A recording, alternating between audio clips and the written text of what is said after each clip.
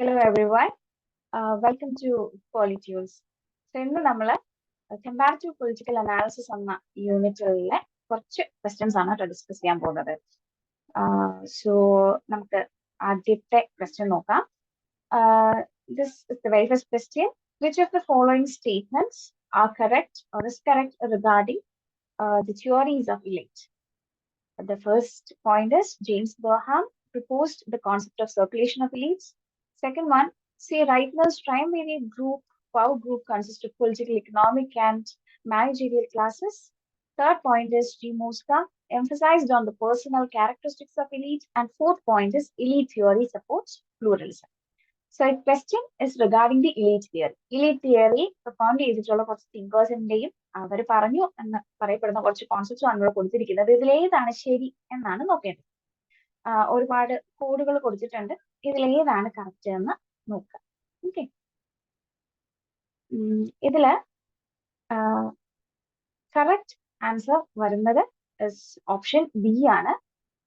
The third point which is G. Mosca emphasized on the personal characteristics of each. ഈ 4 കൊടുത്തിരിക്കുന്ന പോയിന്റുകളിൽ ഈ ഒരെണ്ണം മാത്രമാണ് ശരിയായിട്ടുള്ളത്. ബാക്കിയുള്ള പോയിന്റുകളുടെ വ്യത്യാസങ്ങൾ എന്തൊക്കെയാണ് എന്ന് നമുക്ക് നോക്കാം. ഇതില് ആദ്യത്തെ point which is Jane Barham proposed the concept of circulation of elites. ഇത് പക്ഷെ എല്ലാവർക്കും അറിയാവുന്നതായിരിക്കും. സർക്കുലേഷൻ ഓഫ് elites എന്ന് പറയുന്ന കോൺസെപ്റ്റ് തന്നിട്ടുള്ളത് is the thinker who is known as Wilfred Pareto. Wilfred Pareto നൽകിയിട്ടുള്ള ഐഡിയ ആണ് സർക്കുലേഷൻ ഓഫ് elites എന്ന് പറയുന്നത്.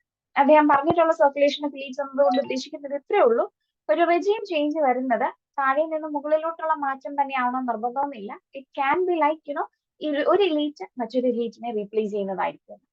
രണ്ടാമത്തേത് വാസ് അബൌട്ട് റൈറ്റ്നേഴ്സ് തന്നെ നൽകിയിട്ടുള്ള ട്രയംവേരിയറ്റ് പവർ ഗ്രൂപ്പ്സിനെ പറ്റിയാണ് പറഞ്ഞിരിക്കുന്നത്. അതില് അദ്ദേഹം നൽകിയിട്ടുള്ള ട്രയംവേരിയറ്റ് പവർ ഗ്രൂപ്പ്സ് എന്ന് പറയുന്നത് includes political, അതേപോലെ തന്നെ economic leaders and also military leaders. അല്ലാതെ മാനേജീരിയൽ ഗ്രൂപ്പ് അതിൽ വന്നിട്ടില്ല. അതുകൊണ്ടാണ് ആ ഓപ്ഷൻ തെറ്റായിട്ടുള്ളത്.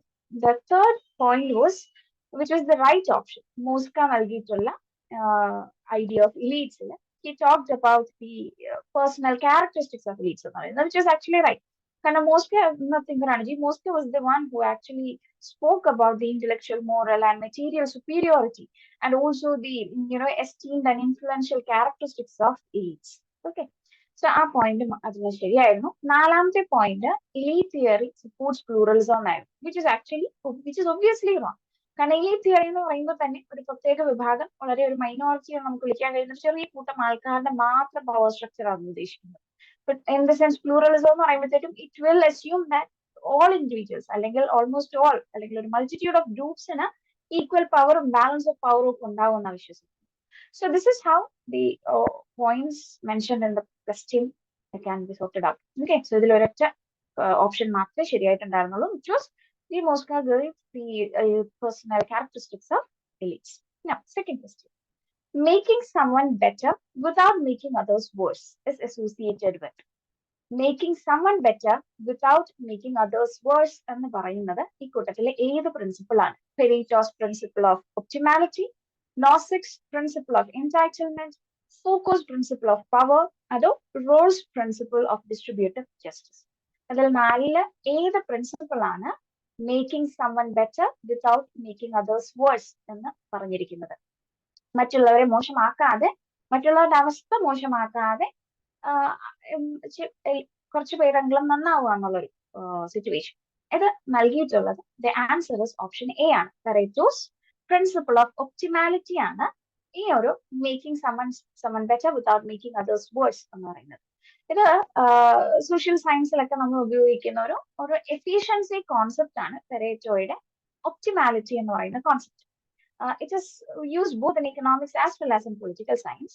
ഇവിടെ വേറെ സിറ്റുവേഷൻ ഒന്നും ഇല്ലാതെ വരുമ്പോൾ അല്ലെങ്കിൽ വേറെ ഓപ്ഷൻസ് ഒന്നും ഇല്ലാതെ വരുമ്പോഴേക്കും നമ്മൾ ഉപയോഗിക്കുന്ന അല്ലെങ്കിൽ വേറെ ഓപ്ഷൻസ് ഒന്നും ഇല്ല, this is the only choice എന്ന് വരുമ്പോഴേക്കും മാത്രം നമ്മൾ എന്തെങ്കിലും ഒരു കാര്യം ചൂസ് ചെയ്യുന്നതിനെ ആണ് ഇവിടെ ഒപ്റ്റിമൽ ആയിട്ടുള്ള ഒരു ഡിസിഷനിലേക്ക് എത്തുക എന്നുള്ളത് Pareto ഉദ്ദേശിക്കുന്നത്. So literally, the principle of optimality according to Pareto can be translated to making someone better without making others worse. Okay, ഈ വെൽഫെയർ എക്കണോമീസ് പോലെയുള്ള കാര്യങ്ങളിലൊക്കെ നമുക്ക് ലിങ്ക് ചെയ്ത് പഠിക്കാൻ കഴിയുന്ന ഒരു കോൺസെപ്റ്റ് കൂടിയാണ് ഈ പെരേറ്റോയുടെ ഒപ്റ്റിമാലിറ്റി എന്ന് പറയുന്നത്.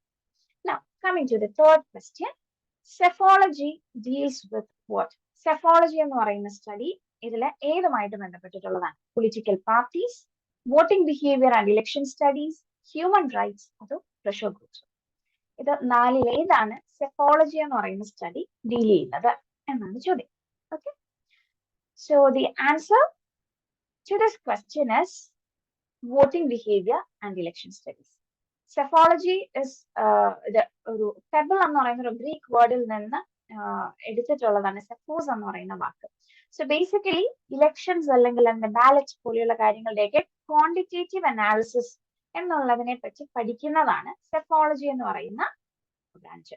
ഓക്കെ, സോ ഇത് 1948 WFR ഹാർഡി എന്ന് പറയുന്ന തിങ്കർ ആയിരുന്നു സെഫോളജി എന്ന് പറയുന്ന ടേം ആദ്യമായിട്ട് കോയിൻ ചെയ്ത് യൂസ് ചെയ്യാൻ വേണ്ടിയിട്ട് തുടങ്ങി. So psephology deals with voting behavior and election studies. Now, this is the fourth question. Who gave the concept of iron law of oligarchy? ഒരുപാട് എക്സാംസിന് റിപ്പീറ്റഡ് ആയിട്ട് ചോദിച്ചിട്ടുണ്ട്, അല്ലെങ്കിൽ ഇതുമായിട്ട് ബന്ധപ്പെട്ടിട്ടുള്ള ഒരുപാട് തവണ ക്വസ്റ്റ്യൻസ് വന്നിട്ടുള്ളതാണ്. ഇതിൽ ഏത് തിങ്കറാണ് അയോൺ ലോ ഓഫ് ഒലിഗാർക്കി എന്ന് പറയുന്ന കോൺസെപ്റ്റ് തന്നിട്ടുള്ളത്? Wilfred പെരേറ്റോ, Robert Michael's, call Dutch or Coleman? ഇതിൽ ആരാണ് അയോൺ ലോ ഓഫ് ഒലിഗാർക്കി എന്ന കോൺസെപ്റ്റ് നൽകിയിട്ടുള്ളത്? The answer to this question is option B ആണ്, Robert Michael's. Robert Michael's he was a prominent sociologist. അദ്ദേഹമാണ് ഈ അയോൺ ലോ ഓഫ് ഒലിഗാർക്കി എന്ന് പറയുന്ന concept political സയൻസിൽ നൽകിയിട്ടുള്ളത്. ഇവിടെ ഈ അയോൺ ലോ ഓഫ് ഒലിഗാർക്കി എന്ന് പറയുന്ന കോൺസെപ്റ്റ് കൊണ്ട് അദ്ദേഹം ഉദ്ദേശിക്കുന്നത് ഇത്രേ ഉള്ളൂ: എല്ലാ സോഷ്യൽ ഓർഗനൈസേഷൻസിനും ഒരു ഇൻഹറന്റ് ആയിട്ട് വളരെ അൺഡെമോക്രാറ്റിക് ആയിട്ട് മാറാനുള്ള, കാലക്രമേണ അൺഡെമോക്രാറ്റിക് ആയിട്ട് മാറാനുള്ള ഒരു ടെൻഡൻസി ഉണ്ടാകും എന്നുള്ളതാണ് അദ്ദേഹം അയോൺ ലോ ഓഫ് ഒലിഗാർക്കി എന്നുള്ളത് കൊണ്ട് ഉദ്ദേശിക്കുന്നത്. സോ ബേസിക്കലി ഏതൊരു ഓർഗനൈസേഷനും ഇൻ ടൈം അല്ലെങ്കിൽ കുറച്ച് കാലം നിലനിന്ന് കഴിയുമ്പോഴേക്കും അത് എക്സ്ട്രീംലി അൺഡെമോക്രാറ്റിക് ആയിട്ടുള്ള പ്രിൻസിപ്പിൾസിലേക്ക് അല്ലെങ്കിൽ ഒരു ഒലിഗാർക്കിക് നേച്ചർ അവരിൽ വരാനുള്ള സാധ്യതയുണ്ട്. Because it is inherent in all those organisations എന്ന് പറയുന്ന കോൺസെപ്റ്റ് ആണ് അയോൺ ലോ ഓഫ് ഒലിഗാർക്കി. ഇത് റോബർട്ട് മൈക്കിൾസ് അദ്ദേഹത്തിന്റെ 1911 റിലീസ് ചെയ്തിട്ടുള്ള ഒരു മോണോഗ്രാഫ് ആയിരുന്നു പൊളിറ്റിക്കൽ പാർട്ടീസ് എന്ന് പറയുന്നത്. അതിൽ നൽകിയിട്ടുള്ളതാണ് ഈ അയോൺ ലോ ഓഫ് ഒലിഗാർക്കി എന്ന് പറയുന്ന concept. Okay, now coming to the next question, which is the stages of economic growth was written by whom? ഈ സ്റ്റേജസ് ഓഫ് ഇക്കണോമിക് ഗ്രോത്ത് എന്ന് പറയുന്ന വർക്ക് ഇതിൽ ആരുടേതാണ് എന്നുള്ളതാണ് ചോദ്യം. Edward cell, W.W. റസ്റ്റോ, J.K. Galbraith or Lincoln? The stages of economic growth. It's quite easy. Stages of economic growth ഒരുപാട് തവണ കേട്ടിട്ടുണ്ടാകും. It is the work by W.W. റസ്റ്റോ. W.W. റസ്റ്റോ 1960 publish ചെയ്തിട്ടുള്ള വർക്കാണ് The Stages of Economic Growth എന്ന് പറയുന്നത്. So ഇവിടെ ഈ ബുക്കിന്റെ കോർ കണ്ടന്റ് എന്ന് പറയുന്നത് ഇത്രേ ഉള്ളൂ: ഏത് ഡിഫറെന്റ് ആയിട്ടുള്ള അല്ലെങ്കിൽ ഡൈവേഴ്സ് ആയിട്ടുള്ള പൊളിറ്റിക്കൽ ഐഡിയോളജി ഉള്ള സ്റ്റേറ്റുമായിക്കൊള്ളട്ടെ, ഈ എല്ലാ ഇൻഡസ്ട്രിയൽ എക്കണോമീസും കൃത്യമായിട്ടുള്ള അല്ലെങ്കിൽ ഡിസ്റ്റിങ്ക്ട് ആയിട്ടുള്ള ഒരു പെർട്ടിക്കുലർ ഗ്രൂപ്പ് അല്ലെങ്കിൽ പെർട്ടിക്കുലർ സ്റ്റേജസ് ഓഫ് ഡെവലപ്മെന്റിലൂടെ കടന്നു പോയിരിക്കും irrespective of their different ideologies എന്നുള്ളതാണ് ഈ സ്റ്റേജസ് ഓഫ് എക്കണോമിക് ഗ്രോത്ത് എന്ന് പറയുന്ന വർക്കിൽ പറഞ്ഞിട്ടുള്ളത്. whether it be a monarchy, whether it be a democratic state or totalitarian or authoritarian, whatever kind of ideology exists there, എന്തുമായിക്കൊള്ളട്ടെ developing ആയിട്ടുള്ള ഒരു industrial economy ആണോ അതിന്റെ സ്റ്റേജസ് ഓഫ് ഡെവലപ്മെന്റ് എന്ന് പറയുന്നത് ഇറ്റ്സ് ഓൾറെഡി ഫിക്സ്ഡ്.